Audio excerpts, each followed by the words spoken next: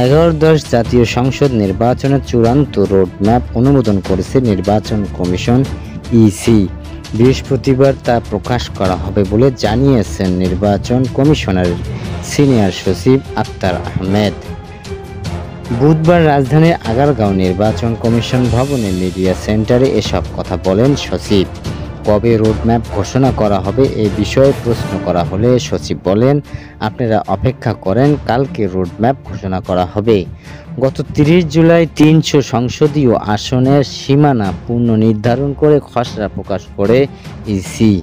সেখানে ভোটার সংখ্যা সমতা আনতে গিয়ে গাজীপুর জেলায় একটি আসন বাড়িয়ে 6টি করা হয়। সেই সঙ্গে বাগেরহাটের আসন 4টি থেকে কমিয়ে 3টি করা প্রস্তাব করা হয়। পরবর্তীতে গত 10ই আগস্টের মধ্যে 83টি সংসদীয় এলাকার সীমানা নিয়ে 1760টি দাবি আপত্তির আবেদন ইসিতে জমা পড়ে।